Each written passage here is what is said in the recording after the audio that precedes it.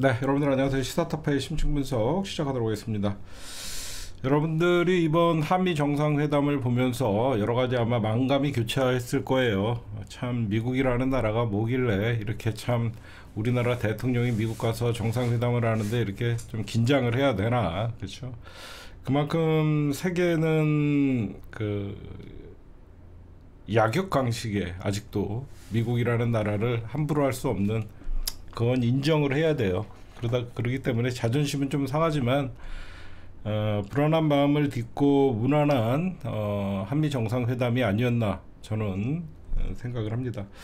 뭐 점수를 매기고 그런 유치한 짓은 하지 않을게요. 다만 제가 웃겼던 게 어제 한밤중에 국힘당의 김문수, 주진우, 나국상 얘네들은 트럼프한테 낚였어요.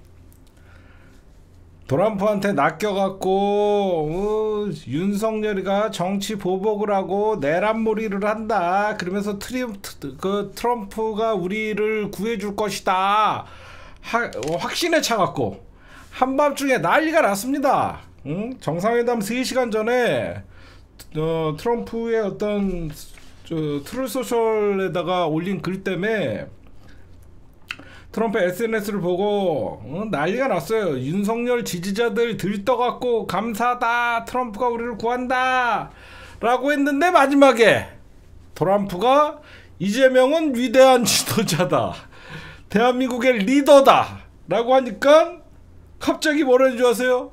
윤석열 지지자들이 뒤통수 맞았다 라고 하더니 갑자기 트럼프도 친중 좌파다 트럼프도 친북 좌파다, 김정은을 좋아한다 그랬다고 난리가 났습니다. 지금 김문수는 뭐라고 입을 싸질렀냐면 피해 정치보복, 입법 폭주와 사법유린 등을 거론하며 대한민국이 국제사회에서 고립될 중대한 위기에 직면했다라고 설레발을 쳤고요. 주진우 의원도 페이스북 글에서 민주당이 반미 친중 독재 행보가 자초한 일이다라고 설레발을 쳤고요. 그러면서 구치소서 CCTV가 공개를 강압하고 병원에서도 윤석열에게 수갑을 채운 것은 공산혁명에서나 볼 만한 반인권적 행위다라고 뭐 얘기를 하고 뭐 난리를 치다가 그냥 나국상은 이재명 대통령이 블레어 하우스 영빈관이죠. 영빈관에 묵지 않고 호텔에 묵는다는 점을 들어 완전 홀대를 당했다. 뭐 이 연병들을 떨었는데, 그러다가 이제 갑자기 이재명은 위대한 대통령, 지도자 뭐 이렇게 얘기를 하니까 뭐 개망신을 당했죠. 제가 여러분들 이 극우 DNA를 갖고 있는 국힘당을 보면서 뭘 느꼈냐면요, 이것들은 진짜 매국놈들이다. 설사 트럼프가 대한민국에서 혁명과 무슨 뭐 이런 것들이 일어난다라고 얘기를 해도 외교만큼은 잘 되기를 바라는 게 정치인들이에요. 그쵸? 국힘당의 어제 이 설레발은 보면 아예 외교를 망치라고 합니다. 응? 이건 매국노들이에요. 대한민국 대통령이 국가를 대표해서 해외에서 가장 미국이라는 세계에서 가장 강력한 힘을 갖고 있는 나라와 정상회담을 하는데 망하라고 고사를 지내요. 이런 인간들이 무슨 이런 극우 세력들이 매국적 행위죠. 대한민국 국민이라 그러면 정치 상황을 떠나서 정상회담이 잘 돼야 대한민국에 이익이 있고 국익이 있는 겁니다. 이런 인간들은 매국노라고 하는 거예요. 대한민국 국민이 아니에요. 그래서 매국노라고 하는 겁니다. 먼저 여러분들 이미 많은 유튜브를 통해서 들었겠지만 또 시사타파가 정리하는 머리에 쏙쏙 들어오는 한미 정상회담 한 컷 한 컷 보여드리도록 하겠습니다.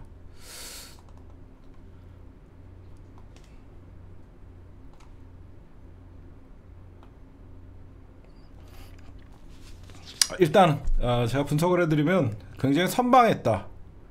첫 정상회담 치고는 굉장히 선방을 했고, 가장 중요하게 제가 보는 거는 트럼프와 신뢰를 쌓았다. 제일 중요하게 생각하는 거. 트럼프와 신뢰를 첫 정상회담에서 쌓았다. 그게 무슨 말이냐면, 그냥 대한민국에게 삥 뜯고 미국산 무기 사가라고 하고 대미 투자하게 하고, 그러면 트럼프는 여느 나라와 똑같은 그냥 정상회담이 돼요. 근데 트럼프는 지속적으로 대한민국에게 관심을 가질 수밖에 없는 이재명 대통령의 순발력으로 북한에 대한 언급을 했죠. 정상회담 하셔라. 응? 나는 페이스메이커고 바로 주인공은 트럼프다. 이거 굉장히 저는 딴 거 없어요. 이재명 대통령이 이재명 대통령은 여러분들 행정가 출신이죠. 그러면 지금은 정치가죠. 행정가와 정치가는 분명히 다릅니다. 근데 이거는 행정적인 면, 정치적인 면을 고려해서 이재명 대통령이 얘기한 거예요. 저는 신뢰가 형성됐다는 것은 트럼프가 다음 대북 문제를 대할 때 오히려 이재명 대통령에게 더 상의를 할 가능성이 높죠. 저는 이게 가장 크다고 생각해요. 예전에는 어땠죠? 우리가 노무현 대통령 때부터 동북아 중심자론을 해서 절대 한반도에서 대한민국의 허락을 받지 않고 전쟁이나 또는 그 어떤 것도 일어날 수 없다라는, 물론 문재인 대통령의 트럼프를 컨트롤했던 것도 굉장히 동북아 중심자론, 한반도 중심, 이것도 굉장히 좋았죠. 그런데 이거는 발상의 전환이었죠. 늘 트럼프라는 대통령은 대한민국 대통령 하면, 특히 민주당 정부가 들어서고 나면 절대 한반도에서는 대한민국이 중심이 되려고 한다라는 게 고정관념이었다는 거예요. 그런데 트럼프한테 당신이 좀 해결해줘라. 내가 여태까지 어떤 북한 문제만큼은 내가 이게 잘 안 된다. 현실을 얘기해버린 거예요. 정말로. 왜 그러면 당연히 여러분들 우리가 좀 쪽팔리지만 미국의 승인 없이는 휴전협상도 종전협상, 평화협상으로 이어질 수가 없잖아요. 사실 현실적으로. 그러니까 트럼프가 깜짝 놀란 거야. 이것 봐라? 나한테 김정은을 만나라고? 나한테 김정은을 만나라고 하는 사람은 당신이 처음이야.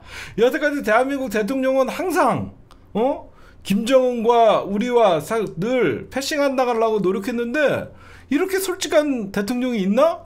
너 굉장히 이재명 스마트하다. 거기서 나온 거거든요.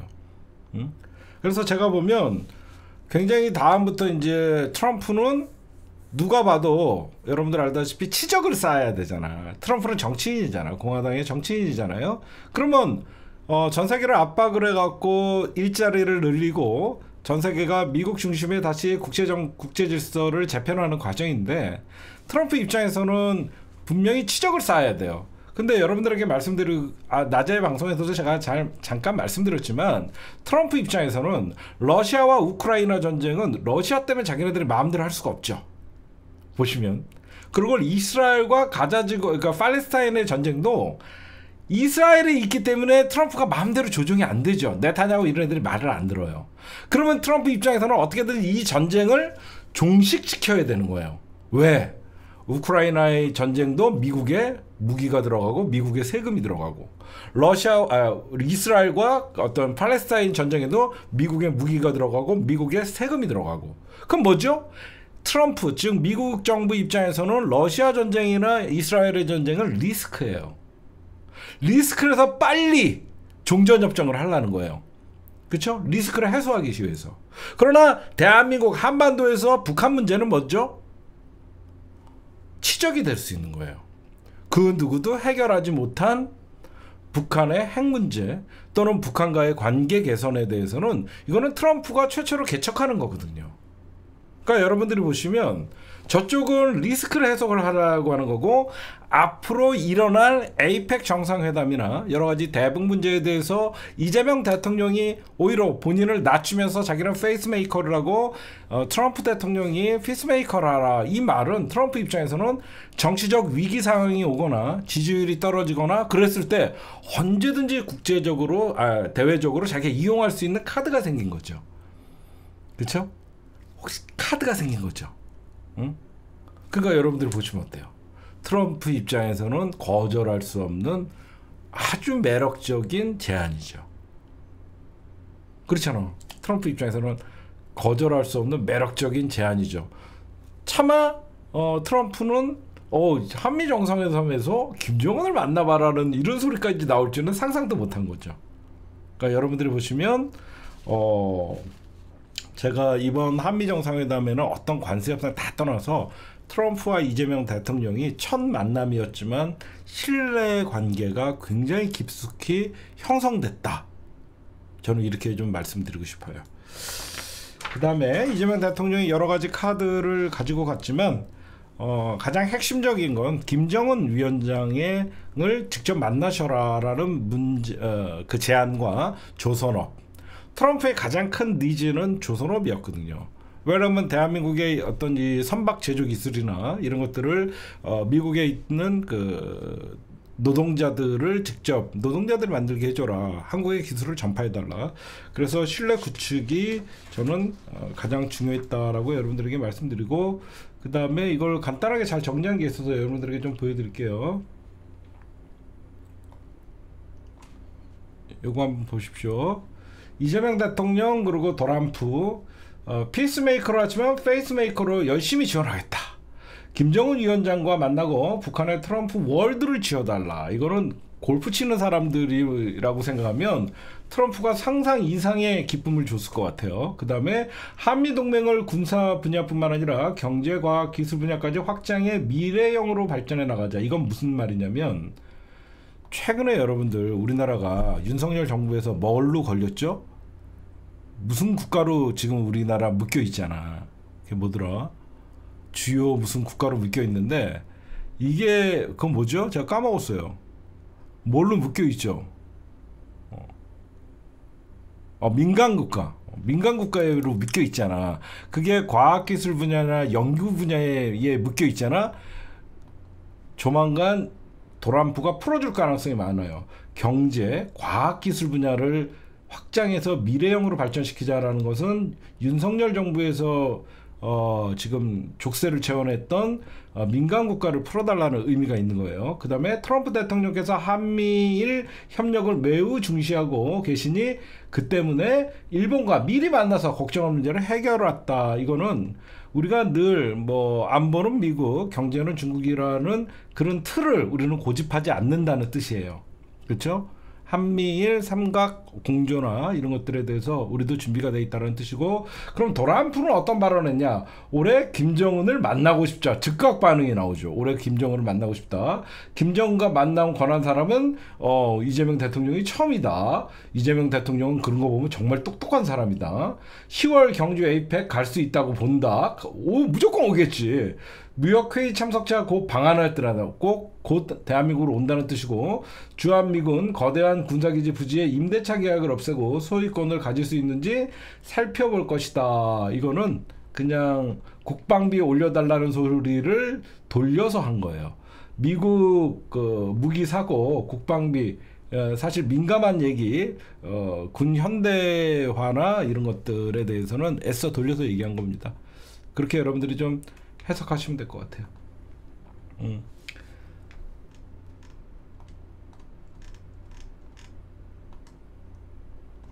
요 사진 하나 보세요. 트럼프가 우리 이재명 대통령 손을 꼭 이렇게 잡고 이렇게 찍는데, 그 다음에 트럼프가 여러분들 지가 기분이 좋을 때 하는 행동을 제가 좀 발견했어요. 이겁니다. 이게 뭐냐면 트럼프는 지가 기분이 좋으면요 먼저 손을 잡아요. 그 다음에 왼손을 덮어요. 그러니까 오른손으로도 잡고 왼손으로도 이렇게 손을 덮어요. 그러니까 두 손으로 잡아줘요. 먼저 오른손을 잡고 얘기하다가 이렇게 손을 위로 이렇게 올려요. 손덮기를 해요. 트럼프. 항상 저런 게 있어요.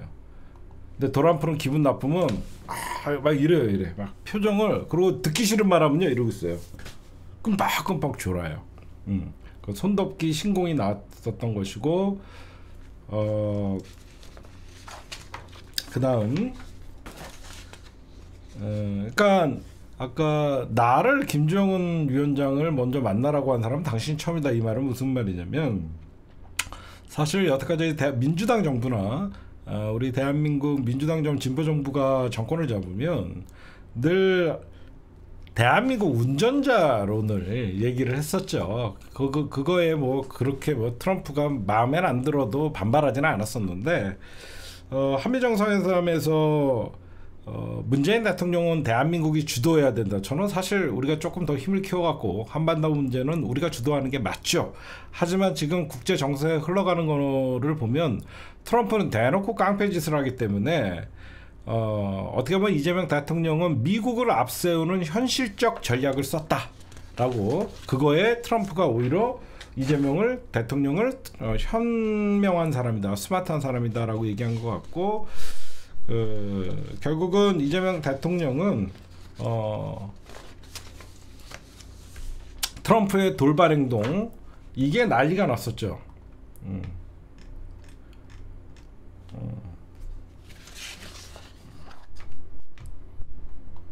이 글 때문에 난리가 났습니다.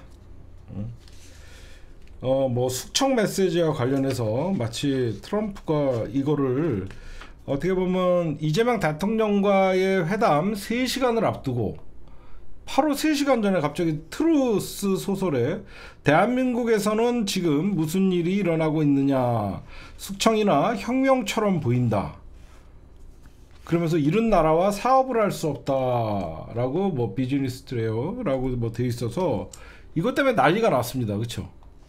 이건 때문에 난리가 났어요. 그래서 지금 이제 서서히 드러나고 있는 게 강훈식 비서실장이 저것 때문에 날아갔다는 거예요. 지금 뭐 그런 얘기를 조금 이따 하고,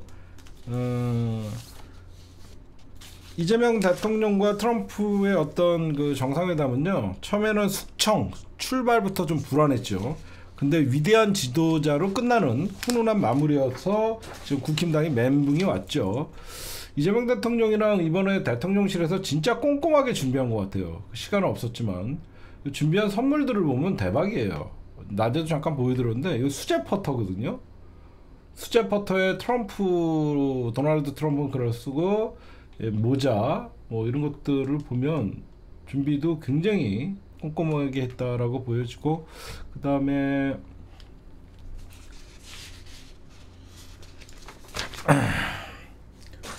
트럼프가 이재명 대통령의 제안에 연내에 김정은 만나고 싶다 그랬어요.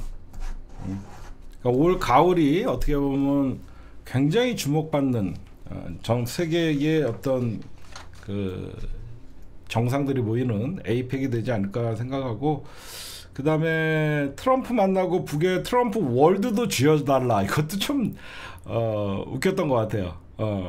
트럼프 월드도 좀 쥐어달라 하고 하니까 에이펙 계기 만남 권하자 트럼프가 매우 슬기로운 제안이다, 한미 간의 공조를 얘기했고, 그 다음에 이제 본격적으로 강훈식 비서실장이 처음에 뭔가 제가 예상은 좀 틀렸습니다. 저는 농축산물 개방 압력이 있지 않냐, 설마 이런 일 때문에 갈지는 몰랐어요.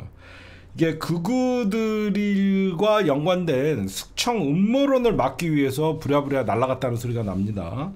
지금 이 SNS 트루 소설에 한국에서 무리 있냐, 이 얘기가 이 낌새가 있었다는 거예요. 교회 압수수색에 관한 소문, 미군 시설에 대한 압수수색. 그래서 강원식 비서실장이 1시간 전에 어떤 미국의 가장 그 비서실장이 누구냐면 와일스 실장이라고 합니다. 최초로 백악관 여성 비서실장이래요. 이 여자거든요. 이 여자를 만나러 간 거예요. 강훈식. 이 여자분이 누구냐, 최초의 여성 백인 비서실장인데 40년 이상 공화당에서 일한 트럼프 2기 행정부에 사실상 문고리래요. 문고리. 실세래요. 실세.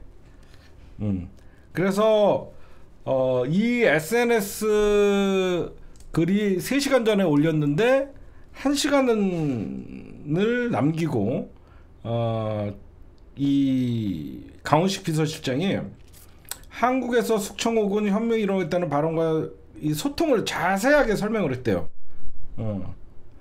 이렇게 얘기했대요. 강훈식 비서실장이 트럼프 대통령의 SNS 글 때문에 저희가 당황했다. 비서실장 면담에서 한국 정치 상황에 대한 오해를 불식할 수 있도록 말했고 트럼프 대통령에게 이 문제에 대한 정확한 사실관계를 보고해달라고 요청을 했다라고 합니다. 그래서 트럼프 대통령은 실제 이재명 대통령과의 회담에서 이 문제를 언급하지 않았지만 기자로부터의 관련 질문을 받자 이재명 대통령이 나서서 설명을 했고 트럼프는 내가 오해한 것이 확신한다. 오해한 것이 확실하다라고 얘기를 했죠. 그러면 이 진원지가 어디일까? 먼저 여러분들 알다시피 트럼프 옆에는 개신교, 그 다음에 통일교, 마가 극우들이 있습니다. 제가 보면 한국 정부가 교회에 대한 잔혹한 급습을 하고 미군 기지까지 들어가 정보를 가져갔다는 이유였는데 그럼 이 교회가 어디인가? 그렇죠? 이건 여러분들 알다시피 최혜병 특검은 여의도 순복음교회와 극동방송을 서울경찰청은 서부지법 남동에 의해서 사랑제일교회를 김건희 특검은 통일교 본부를 압수수색했는데 전 통일교라고 생각해요. 왜 그러냐? 뭐 다른 세력들도 연관이 있을 거예요. 지금 여러분들 트럼프 대통령의 주 지지층이 누구냐면 마가 핵심 세력입니다. 이 마가 핵심 세력의 기본 교는 기독교 복음주의예요. 기독교 복음주의. 통일교 역시 트럼프 대통령과 아주 끈끈한 사이예요. 제가 찾아보니까 트럼프가 2021년 9월 통일교가 미국에서 9.11 테러 20주년 주기를 기념해 개최한 집회에 그 당시에 대통령도 아니던 도람프를 그러니까 통일교랑 공화당이랑 끊임없는 끈질긴 아주 깊숙한 연관이 있어요. 트럼프가 거기 올라가서 연설을 합니다. 그게 바로 이거예요.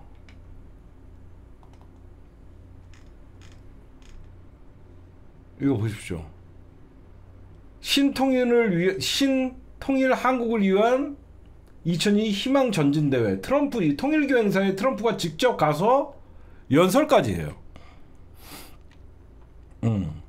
통일교의 주 무대가 일본과 한국이에요. 인도 뭐 이런 나라예요. 그래서 보니까 통일교가 트럼프가 저 당시에 뭐라고 하냐면 세계 평화를 위해 놀라운 일을 해온 한학자 총재에게 감사를 드린다고 얘기를 하고 트럼프가 통일교가 한반도에서 이룬 업적과 지난 수십 년 동안 이 지구에 불어넣은 영감은 믿을 수 없을 정도라면 거듭 축하의 얘기를 합니다. 통일교가 얼마나 공화당과 여러분들 얽혀 있냐면요. 2021년 5월 열린 통일교 미국에 있는 행사에 마크 에스퍼 전 국방부 장관, 여러분들 폼페이오 많이 들었죠? 트럼프의 최측근이었던 마크 폼페이오 전 국무장관, 마이크 펜스 전 부통령, 뉴트 긴리치 전 공화당 하원 의장, 공화당급 거물 인사들이 연사로 총출동합니다. 통일교 행사에. 특히 한학자, 여기에 또 가장 주목을 해야 되는 게 뭐냐면 한학자의 아들 있죠. 한학자의 아들 문형진이라고 있습니다. 이 문형진이가 세운 통일교 분파가 뭐냐? 세계평화통일성전이라고 있어요. 세계평화통일성전. 저는 이걸 딱 봤을 때 트럼프가 이번에 한국에서 억압하고 교회를 습격했다는 거는 통일교가 로비를 한 것이다 라고 저는 확실했습니다. 왜? 이 세계 한학자 총재의 아들 문영진이가 만든 세계평화통일성전은 마가 정치를 중심 교리로 해요. 위대한 미국을 재건한다는 이 교리를 중심으로 하는데 이 문영진 씨가 여러분들 잘 알고 있는 트럼프가 바이든에게 대선에서 졌을 때 의사당 폭동이 벌어졌죠. 그때 의사당 폭동에 동참하고 주로 앞장섰던 게 바로 이 문영진입니다. 이 세계 평화 통일 성전이 바로 트럼프가 선동했던 의사당 폭동의 배후 세력이 바로 이 문영진이었어요. 그러니까 제가 보면 트럼프 대통령의 주요 지지층인 마가복음 세력에 영향을 미쳤을 가능성도 커요. 여러분들 알다시피 이 마가복음 세력은 기독교, 개신교, 복음 세력과 합세가 돼 있는데 복음주의. 그래서 지금 여러분들 백음복음주의 유권자 80%가 트럼프에게 표를 던질 정도인데 여기에 연관된 인간들이 누구냐면 사실 이 마가복음주의의 산실인 리버티 대학에 여러분들이 잘 알고 있는 모스탄이 여기 있는 거예요.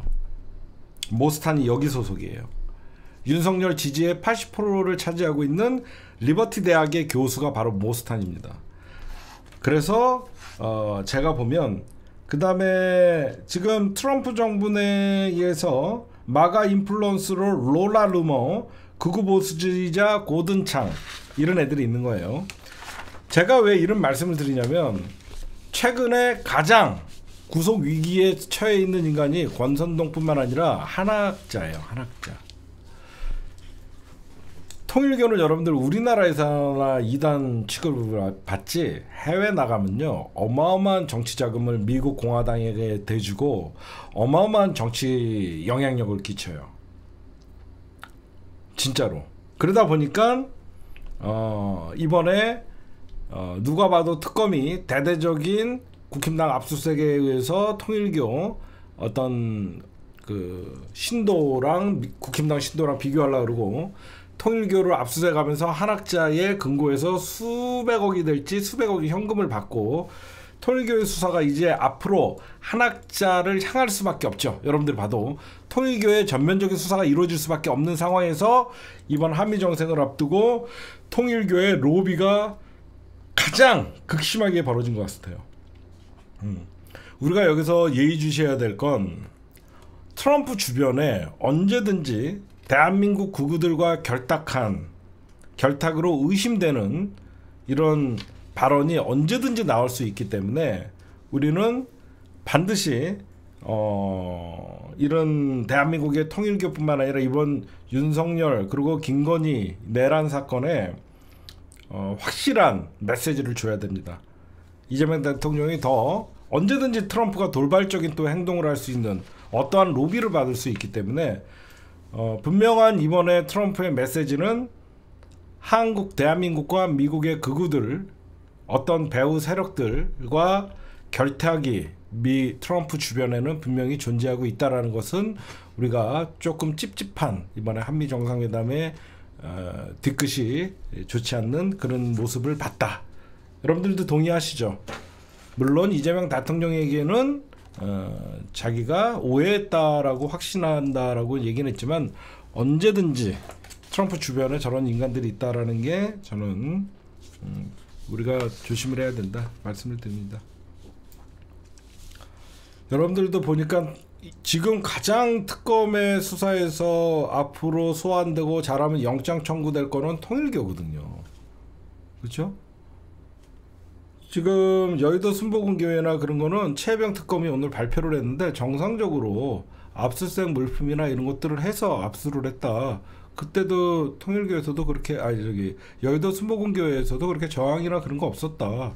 이렇게 발표를 했는데 지금 가장 위기는 저는 이렇게 생각합니다. 이 통일교가 그러면 트럼프 주변에 마가 세력들과 손을 잡고 한 거는 권선동이와 연관이 돼 있다고 생각해요. 결국은 권선동이가 구명돼야지 통일교까지 번지지 않기 때문에 지금 권선동이가 내일 소환되거든요. 그래서 지금 특검을 압박을 하기 위해서 통일교가 미리 지금 한미 정상회담을 앞두고 이런 일들을 저는 꾸몄다. 저는 그렇게 생각합니다. 결국은 강훈식 비서실장이 방미를 긴급하게 했던 이유는 미 극우의 숙청 음모론을 막기 위함이었다. 이렇게 여러분들에게 좀 말씀드리고 싶습니다. 예. 그다음에 오늘은 여러분들 좀 핵심부터 먼저 할게요.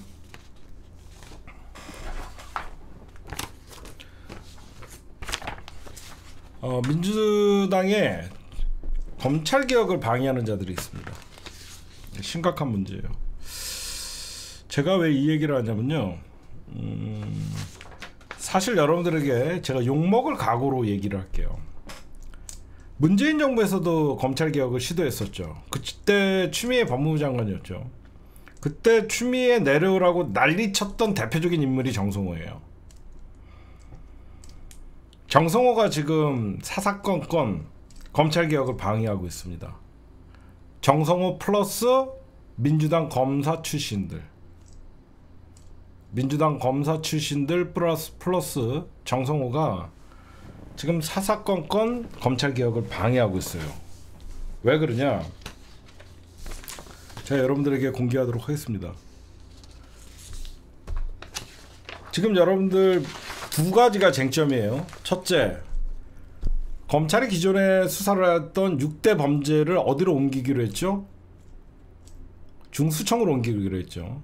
당연히 민주당의 문재인 정부 때부터 검찰개혁을 주장했던 김용민 의원과 민주당의 검찰개혁을 주도하고 있는 장경태, 정청래 이런 검찰개혁에 앞장서고 있는 추미애 법무부 장관이 지금 법사위원장이나 이런 사람들은 당연히 중수청을 행자부 밑으로 놔야 된다. 이유는 만약에 중수청 지금 딱 얘기할게요. 법무부 밑에 놔야 된다고 지금 정성호랑 검사 출신들이 얘기하고 있어요. 그럼 여러분들 한번 생각해 보십시오. 중수청을 법무부 장관 지휘 아래 놓으면요, 결국은 공소청과 중수청 수사하는 데를 법무부 장관이 다 컨트롤하는 거예요. 결국은 법무부가 검찰청으로 변하는 거죠. 그렇죠? 제 말 맞죠? 그럼 무슨 검찰개혁이에요? 중대범죄수사처를 법무부 밑에 놓으면 그냥 검찰청만 없어지고 법무부가 검찰청 역할을 하는 거잖아요. 그래서 민주당이 계속 지금 검찰개혁을 확실히 해야 된다는 사람들이 행자부 밑에 놓자는 거예요. 그래서 수사와 기소가 완전히 분리가 된다는 겁니다. 저는 행자부 밑에 놔야 된다고 생각해요. 응? 이거는 뭐 민주당에서 행자부에 놓자라고 하는 사람들이 이길 것 같아요. 근데 이거를 법무부 장관이나 그 민주당의 검사 출신들 일부가 반대를 하고 있어요. 그 다음에 이것보다 더 중요한 게 있습니다. 검찰의 보안 수사권이에요. 지금 대표적으로 정성호랑 민주당 내 검찰 출신 의원들이 검찰에 직접 수사권을 주지 않는 대신 경찰 수사를 통제할 수 있도록 직접 보안 수사를 하라는 겁니다. 무슨 말인지 알아요? 지금도 검찰은 직접 수사 못하게 보안 수사 요구만 할 수 있는데 오히려 수사가 미진하면 검찰이 직접 수사하라고 하는 겁니다. 이게 무슨 검찰의 수사권 그 정상화예요. 미친 거죠. 응? 지금은 경찰의 보안 수사를 요구할 수 있도록 돼 있는데 오히려 검찰이 보안 수사를 직접 하라고 한다는 거예요. 그리고 지금 정성호랑 검사 출신들 일부가 어떤 짓거리를 하냐면 한술 더 떠서 경찰이 수사한 사건을 모두 검찰에 송치하도록 하는 전권 송치주의. 미친 거 아니에요? 응? 미친 겁니다 지금. 응? 검찰이 직접 수사를 하게끔 하는 거예요. 보안 수사를. 1차 수사를 못하더라도 2차 수사에서 다 뒤집으면 어떻게 하려고. 응? 더 심각한 거죠. 이런 미친 짓을 해요 지금. 응? 막아야 됩니다. 이거 제가 분명히 말씀드렸는데 검찰은 아예 수사권을 넘볼 수도 없고 공소청에서 기소만 유지하고 공소만 유지하는, 기소를 하고 공소만 유지하는 거예요. 모든 사건은 경찰이 수사하고 6대 범죄는 중수청에서 수사하고 이런 사건이나 수사 지휘는 국가수사위원회 총리실 산하에서 하는 걸로 해야 됩니다. 진짜 정성호는 예전부터 검찰 개혁 반대했던 자예요. 큰일이에요. 여러분들에게 이거는 진짜 검찰 수사권을 폐지를 시키려고 그랬더니 검찰이 보안 수사를 직접 하게끔 하자는 게 미친 거 아닙니까 이게? 미친 거예요 이거.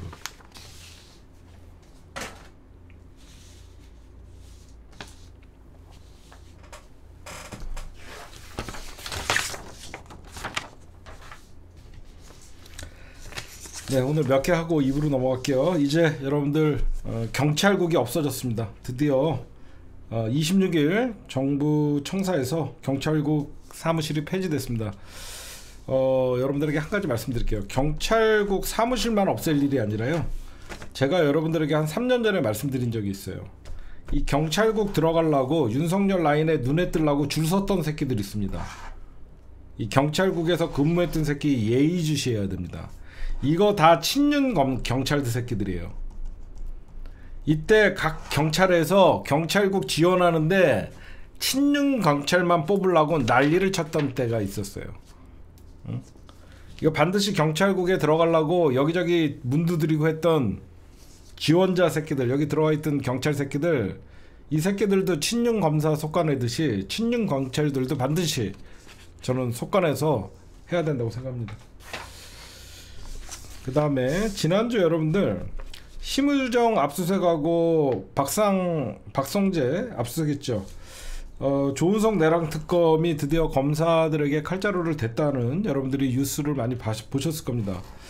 박성재 전 법무부 장관은 자택과 법무부 그 사무실, 심의정은 휴대전화 검찰청 사무실 압수를 했는데,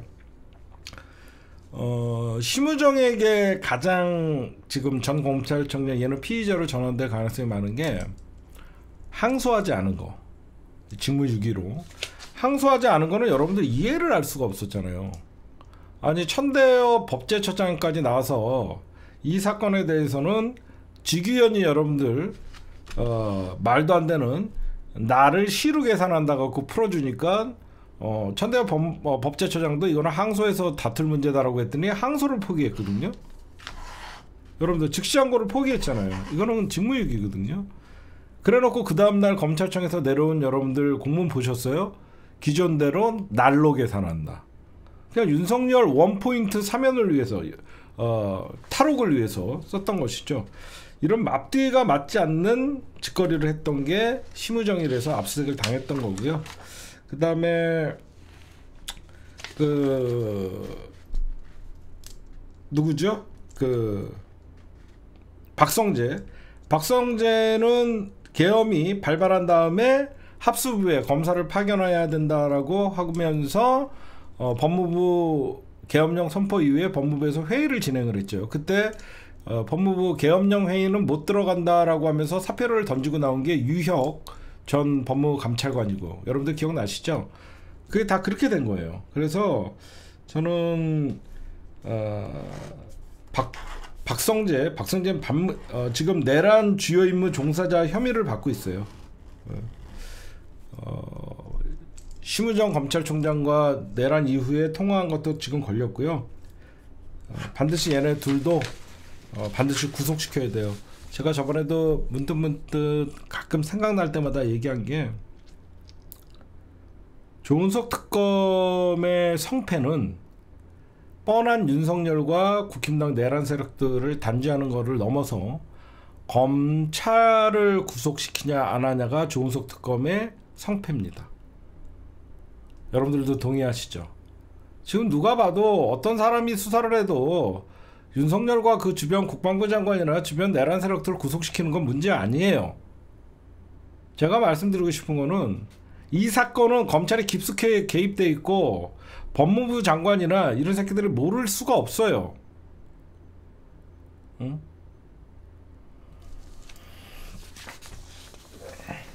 그래서 여러분들 민주당이 진짜 센 3대 특검 바로 법 개정안을 발의했습니다.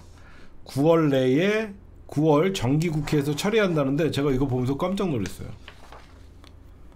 이 새 개정안을 봤거든요. 수사기간 연장 최대 횟수를 기존 2회거든요. 이거를 1회당 30일인데 3회까지 늘리는 거예요. 이렇게 통과되면 어떻게 되냐면요. 김건희 특검은 6개월이에요. 180일. 6개월 동안 특검이 이루어지고요. 최상병 특검은 그러니까 내란 특검이랑 김건희 특검은 6개월. 그 다음에 특검이 여러분들 준비기간 빼고 7월에 출발했나요? 8월에 출발했나요? 6개월 동안 하는 거예요. 그 다음에 최혜병 특검은 5개월. 그 다음에 수사 인력은 증언폭이 가장 큰 게 김건희 특검입니다. 특검보는 4명이었는데 6명. 내란 특검만 처음에 6명이었죠. 특검보가. 파견검사는 40명에서 70명. 공무원 상황은 80명에서 140명. 내란 특검은 검사를 60명에서 70명. 그 다음에 막 다 늘렸어요. 김건희 특검법 개정안은요. 여기 이제 어떤 사건을 추가할 것인가. 김건희 사건을 수사하다 보니까 김예성 측근들 고소고발 사건들이 엄청나게 많이 들어왔죠. 이봉관 서희건설 회장이나 검찰의 관봉띠 사건, 그리고 김건희의 측근들이 MBC YTN 경영간섭 의혹 등도 있고, 여기서 이 정도는 여러분들이 다 들으셨을 거예요. 진짜 눈에 확 띄는 게 뭐냐면 3대 특검법 개정안에는요. 파견 검사에게도 공소유지 권한을 부여했어요. 파견 검사에게도 공소유지 권한을 부여를 했고, 여기에 여러분들 눈에 확 띄는 게 있어요. 우리나라 법에는 여러분들 폴리바게닝이 없거든요.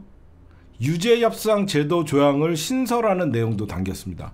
한마디로 폴리바게닝, 즉 너 솔직하게 얘기하면 너 죄를 봐줄게. 다 불 거 아닙니까?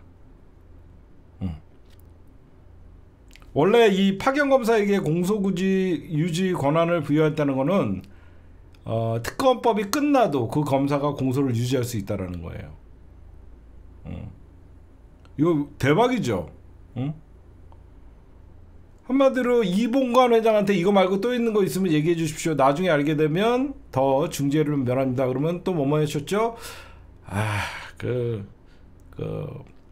목걸이도 사고 뭐도 돈도 갖다 주고 했다. 다 얘기하면 그건 참작하겠습니다. 이런 식으로 한다는 거예요. 그리고 더 대박인 건 우리가 제일 걱정하는 게 뭐죠? 원래대로 하면 특검이 끝나면 원래 관할 지방검찰청이 이 사건을 인계했죠. 기억나시죠? 원래 특검이 끝나면, 특검 기간이 끝나면 이 사건을 관할 지방검찰청이 다 가져갔어요. 이거를 검찰청이 아니라 관할 지방검찰청 검사장이 아니라 경찰청 국가수사본부가 특검 수사를 인계받아서 특검 지휘하에 수사하도록 했습니다. 이게 대박이에요. 원래는 특검 끝나면 검사들이 가져가갖고 거기서 또 재단했죠. 이거를 경찰청 국가수사본부가 그거를 특검이 끝나도 가져가고 기존에 있던 특검이 계속 이 국가수사본부를 지휘할 수 있게끔 국수본이 인계하는 걸로 개정안이 꼼꼼하게 됐다라고 여러분들에게 말씀드릴 수 있겠습니다.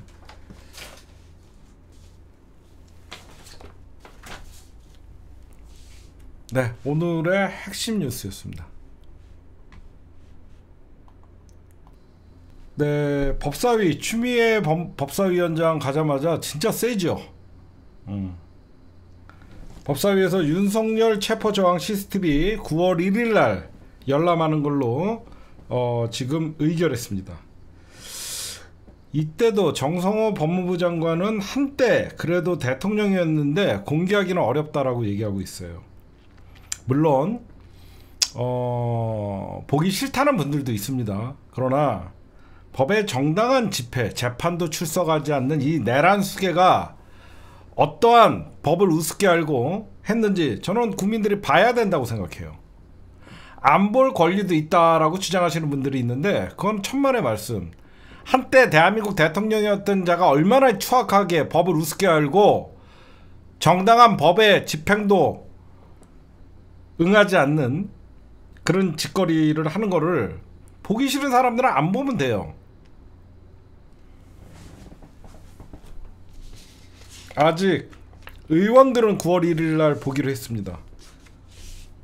공개는 아직 여부는 미정인데 이게 민주당 안에서 좀 찬반이 갈려요.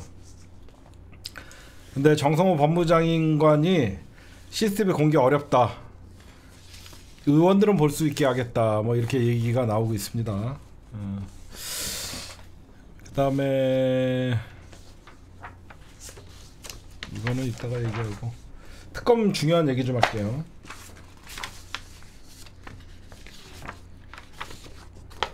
여러분들 지금 우리가 도이치모터스 주가 조작 사건뿐만 아니라 삼부토건 주가 조작 사건들이 얘기가 나오죠.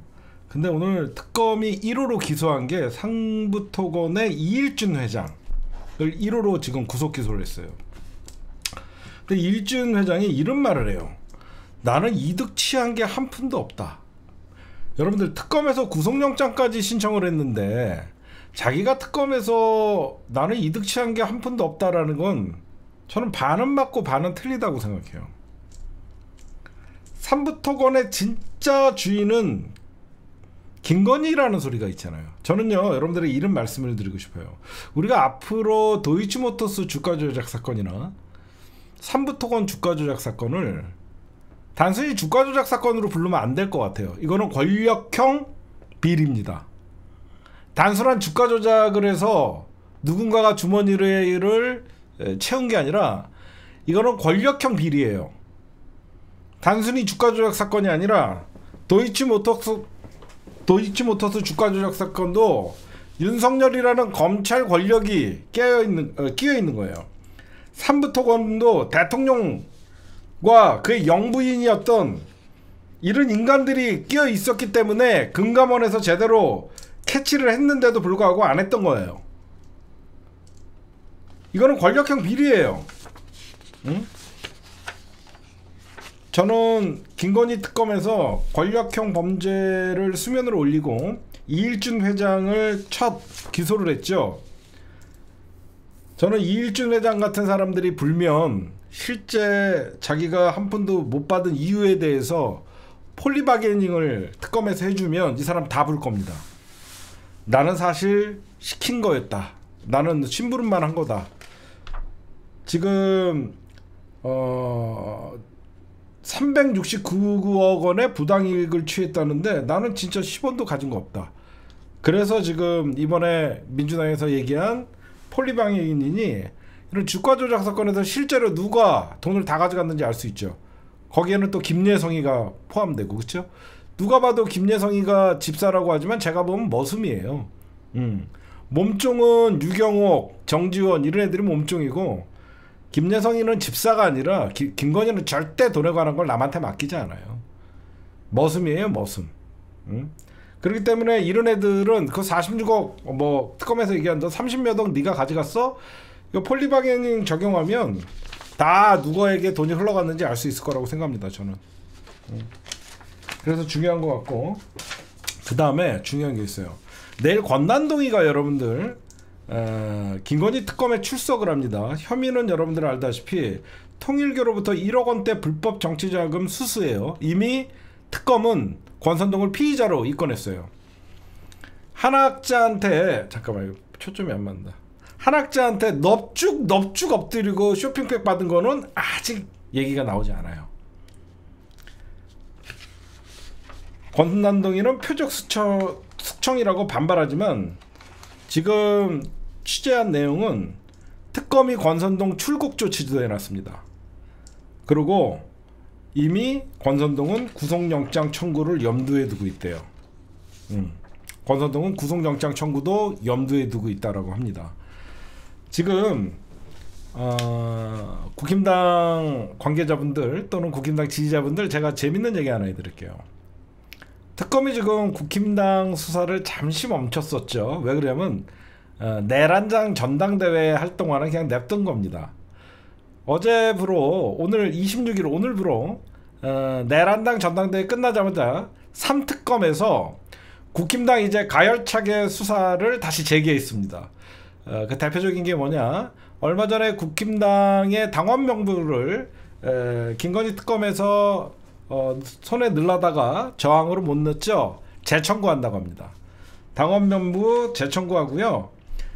사실 26일만 특검에서 3특검이 다 기다렸다가 이제 그 당원 명부뿐만 아니라 3특검에서 어떤 자들을 지금 얘기가 나오는 게 국힘당 현직 의원들 9명 정도가 지금 수사 대상에 올라와 있습니다.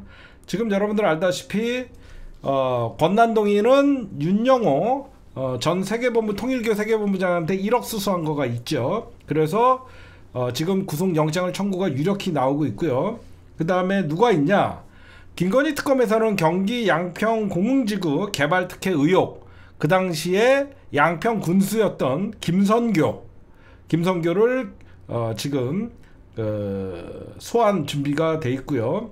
그 다음에 명태균에게 불법으로 여론조사를 의뢰했던 윤상현, 윤한홍, 조은희 무상으로 여론조사를 결과 2022년 6월 보궐선거 공천에 개입한 연루 의혹, 이 3명 여러분들 지금 얘기한 게 권난동, 김선교, 윤상현, 윤한홍, 조은희, 벌써 5명이죠. 여기에다가 내란 특검에서는 추경호, 여러분들 알다시피 계엄해제 표결 방해, 추경호를 피해자로 적시를 했고요. 여기에 특검 압수수색 등을 통한 자료를 확보 검토한 뒤 추경호와 또 한 명을 특검이 지금 소환 준비를 하는 게 바로 나국상입니다.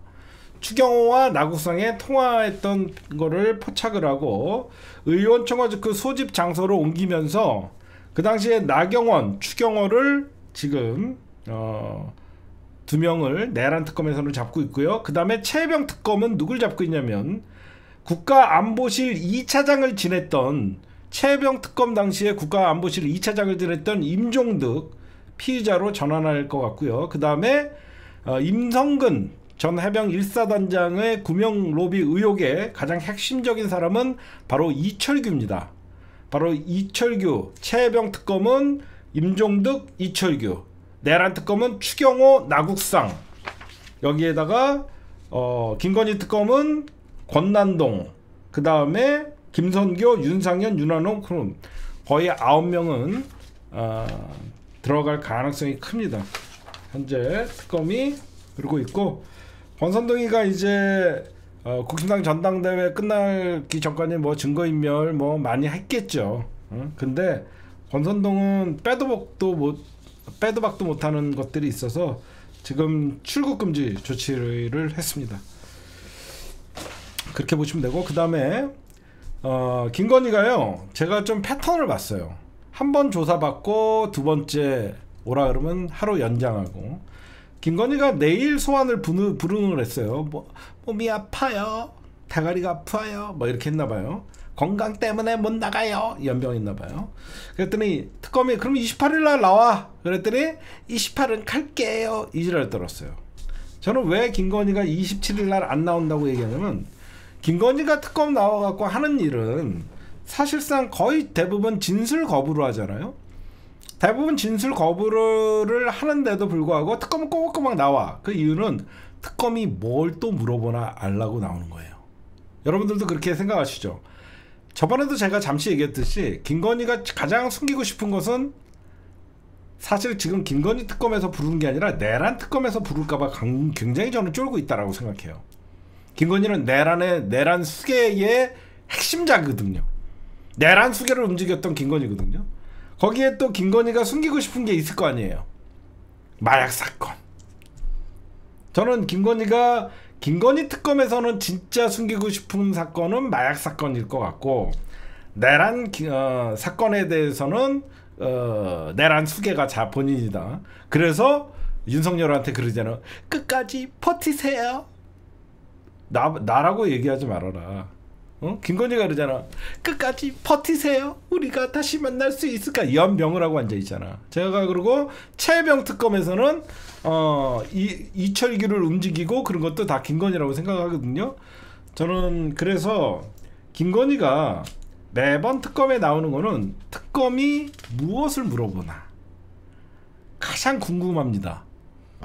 범죄가 하도 많다 보니까 여러분들도 이해하시죠? 하도 지은 범죄가 많다 보니까 특검이 또 어떤 것까지 들춰보나 저는 그걸 보려고 생각하는 것 같아요. 왜? 범죄자는 지만 알고 있는 범죄가 있잖아. 이거 알면 큰일 날 범죄는 김건희가 혼자 한단 말이야. 근데 지금 특검 수사에서 그게 나오나 안 나오나 그걸 보는 것 같아요. 제가 보면 여러분들도 그렇게 생각하시죠. 제가 보면 김건희는 특검이 뭘 물어보나가 더 궁금한 거예요. 자기가 기소될까 안 기소될까 그게 궁금한 게 아닙니다. 그 다음에 우리 내란당 도로 윤어게인당이 됐는데 지금 장동혁이가 됐습니다. 장동혁이는 여러분들 뭐 1.5선이라고 얘기하는데 장동혁이는 2022년에 국회의원 배지를 달았어요.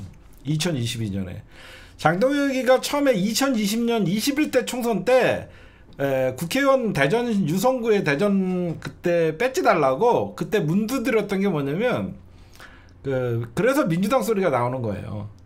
그때 민주당에 뭐 이상민 뭐 이런 욕을 많이 먹고 있을 때 혹시나 해서 자기가 뭐 문두 드리고 그래서 어신거렸다 이런 소리가 나오는 건데 사실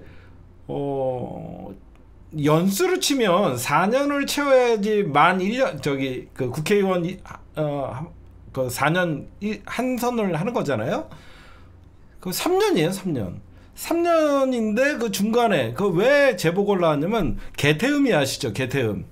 개태음이가 그 당시에 그 충남시장인가요? 뭐 나올 때 그 개태음이 때문에 보궐선거가 됐었거든요. 그래서 그때 그 보궐선거에 나가갖고 당선이 됐던 거예요. 충남도지사 개태음이가 나갈 때 그 빈 공간을 지가 이어받아갖고 2022년에 나왔다가 그때 국회의원 2년 하고 2024년에 해갖고 이제 3년 됐는 국회의원이에요. 얘가 이제 처음에 왔을 때는 그 당시에 여러분들 알다시피 한동훈 비대위 체제였거든요. 그때 한동훈 그 비대위가 출면할 때 그 사무총장으로 임명을 해요. 한동훈이가 장동혁이를. 그래갖고 처음에 친한계로 분류가 됐는데 윤석열 탄핵하면서 이제 갈리기 시작했죠. 그래갖고 그때부터 이제 완전 극우의 전사가 됐죠. 저는 국힘당 전당대회를 한마디로 표기하면 전환길의 승리다.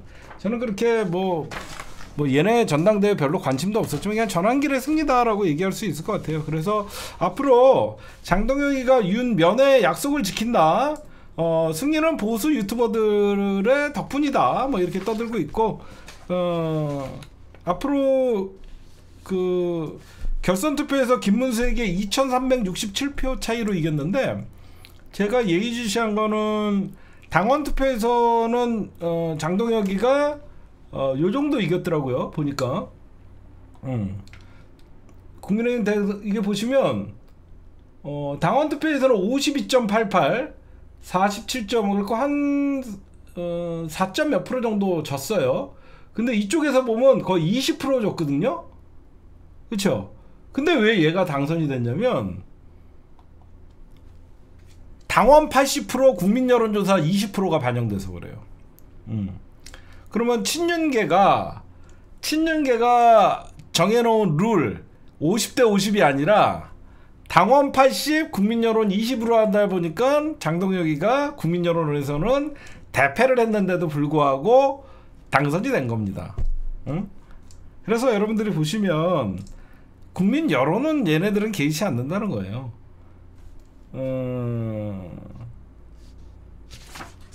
아마 민주당 정청래 대표님은 축하도 안 할 겁니다. 이런 탄핵 찬성 세력들. 지금 아마 어떻게 보면 가장 전환길이나 이런 초극우들이 이제 보수로 당권 잡았는데, 저는 좀 예상을 좀 해보면 여기저기서 이제 분당, 저도 처음엔 분당이 가능하겠다, 수도권 이제 한동훈계나 이제는 배신자들 척결한다라고 얘기 나오는데, 과연 안철수, 조경태, 지금 그리고 결과가 보니까 안철수 넌 정계 은퇴해라. 너 지금 예선전도 보니까 조경태가 3등 했더만. 찰스 뭐 제가 됩니다, 단일화만 하면 제가 2등으로 올라갈 수 있습니다, 연병을 떨더니 예선전도 보니까 조경태가 3등하고 안철수가 4등 했더만. 뭔 놈의 찰스 맨날 헛소리나 하고 앉아있고. 보니까 저는 분당 안 될 것 같아요. 저도 처음에 수도권 원외 위원장들 중심으로 친한계가 분당할 거라고 생각했는데 얘네 분당 안 됩니다. 저는 역부족이에요. 왜 그러냐, 분당을 하려고 그러면 한동훈의 결단이 있어야 돼요. 그쵸? 분당을 하려고 그러면 안철수나 한동훈의 결단이 있어야 되는데, 안철수 같은 입장에서는 한번 분당했는데 결국은 지가 말아먹었던 안 좋은 추억이 있고, 한동훈은 정치 초짜이기 때문에 이런 결단할 수 있는 그런 배포가 없어요.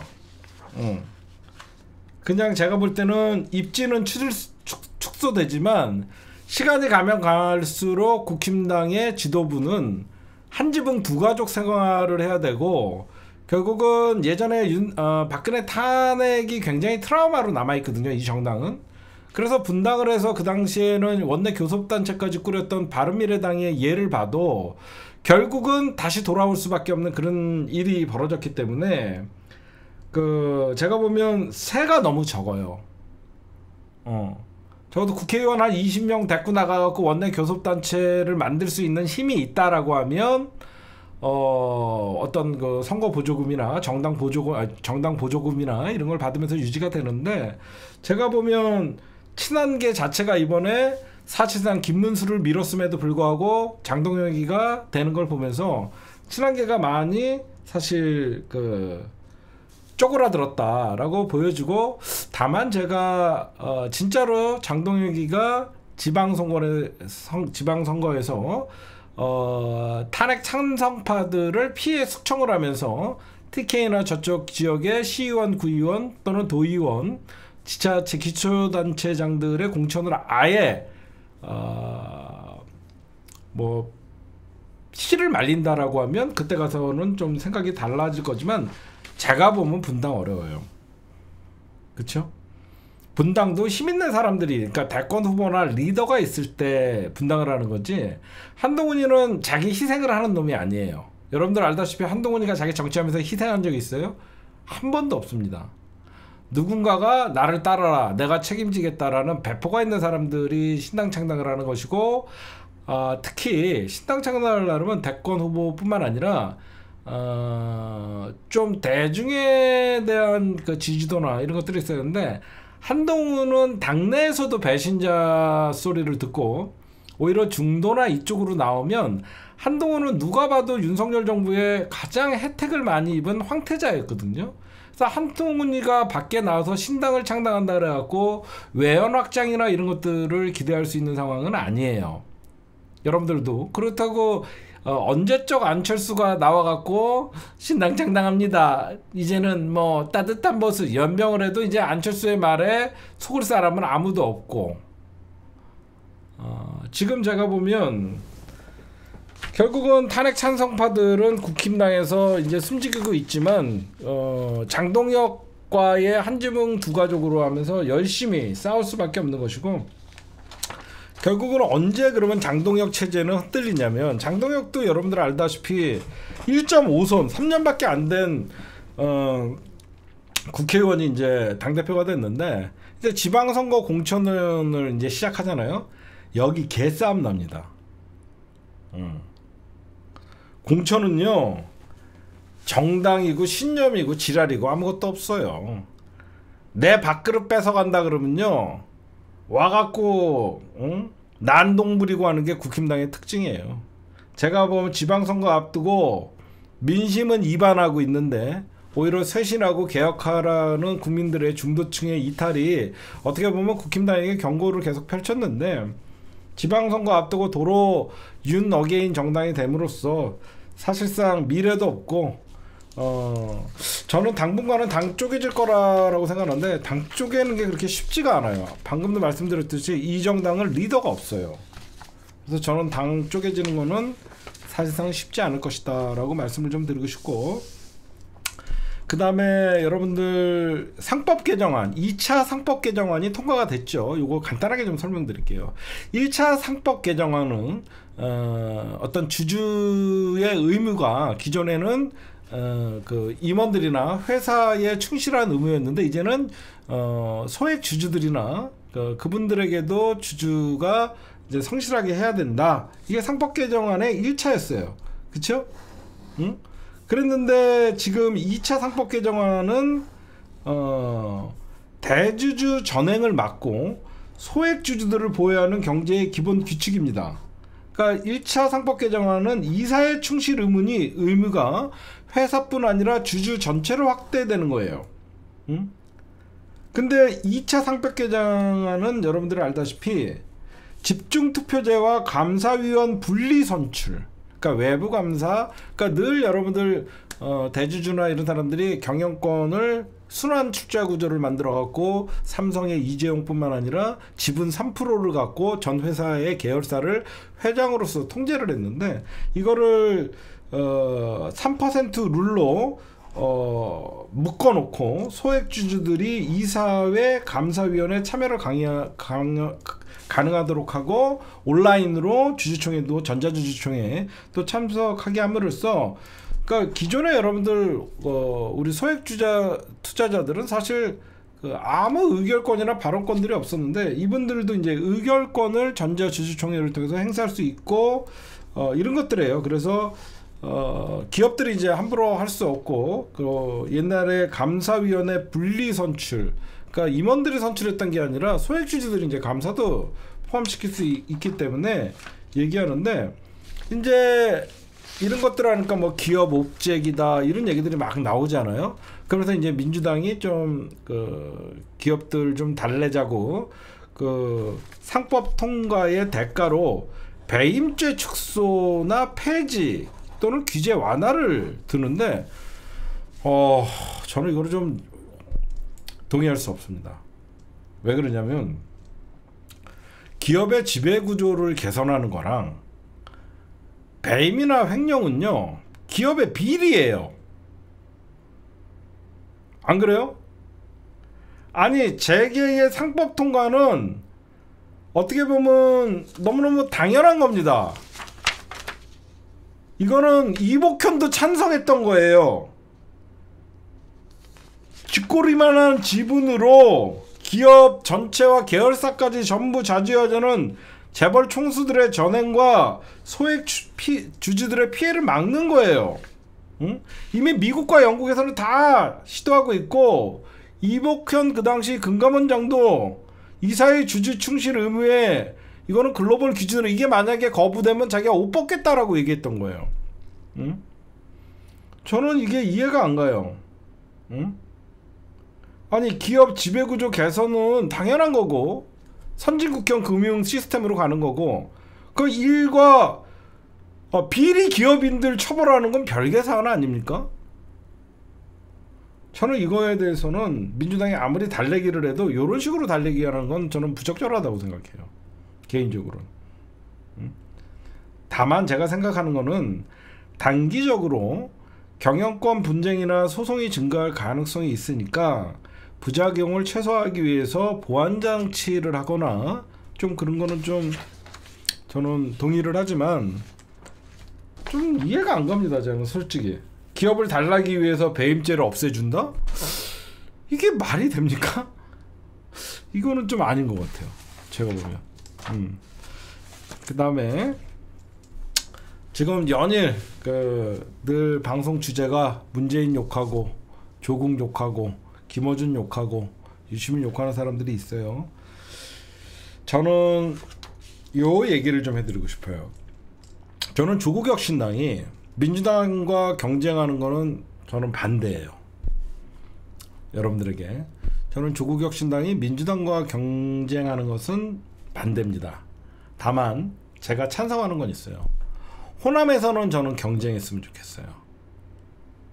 왜 그러면 호남 토우 세력들이 그동안 너무 민주당을 믿고 그 지역에서 능력도 없고 비리 온상인자들이 호남의 토우 세력으로 자라게 된 게 너무 많아요.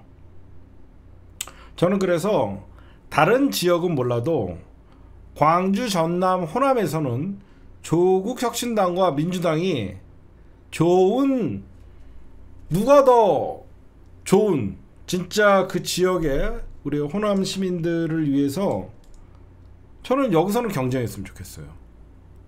여러분들 동의하시죠? 저는 국힘당이 민주당과 조국혁신당이 싸워서 어부지리로 국힘당이 되는 꼴은 죽어도 못 봅니다. 하지만 광주, 전남 이쪽은 절대 국힘당이 배지를 달 수 없는 지역이에요. 그러면 이 지역에 오히려 좋은 의원들이 많이 배출되고 좋은 기초단체장, 기초 의원들이 많이, 그리고 기초단체장들이 저는 나와야 된다고 생각해요. 그래서 딴 지역은 저는 절대 동의할 수 없어요. 저는 국힘당이 이 지구상에서 영원히 없어지고 민주당이 보수정당의 자리를 잡는데 조금이나마 저는 제가 할 수 있는 역할이 있다 그러면 하고 싶어요. 여러분들도 아마 동의하실 거라고 생각합니다. 제 방송을 보는 지금 호남, 광주, 전남에 사시는, 전북에 사시는 많은 우리 시청자들이 있을 거예요. 거기 사는 사람들이 얘기해요. 여기 정치인들 썩었다고. 여러분들 제 말 맞죠? 지금 내 고향이 광주, 전남, 전북 있는 사람들 1번 한 번만 쳐보세요. 대부분 바꾸고 싶을 거예요. 여러분들 바꾸고 싶죠? 응? 대부분 여러분들 바꾸고 싶고, 특히 광주, 전남, 전북 이쪽에 사시는 분들이 너무 이쪽은 바뀌지 않고, 그러다 보니까 자기의 그 토 세력 기득권을 가지고 계속 헤쳐먹으려고 그래요. 저는 그래서 광주, 전남 민주당의 심장이 이 지역에 조국혁신당이랑 경쟁해서 지라는 게 아니에요. 물갈이하라는 뜻입니다. 누구나 공감하는 좋은 민주당 후보를 내면요, 조국혁신당이 뭐가 두렵습니까? 여러분들 제 말 맞죠? 기존에 있던 민주당 욕먹는, 그 지역에서 욕먹는 정치인 또 나오는 것보다 조국혁신당에서 참신한 후보 내면 민주당도 참신한 후보로 교체를 해갖고 경쟁을 붙이려는 거예요. 그럼 민주당이 당연히 이깁니다. 응? 이 사람들은 늘 이 지역은 내 거야. 내 죽기 전에는 절대 이 지역은 딴 사람 못 들어와. 내가 물러나도 내가 지명한 사람 이 지역에, 그게 바로 토우 세력이에요. 응?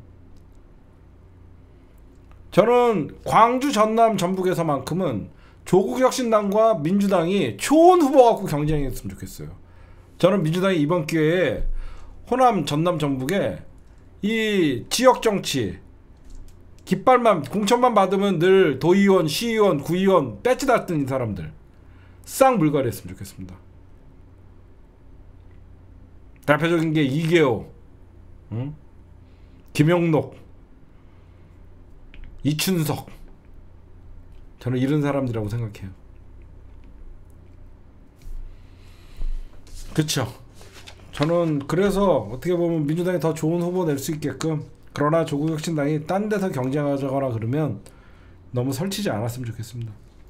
조국혁신당을 위해서 하는 얘기예요.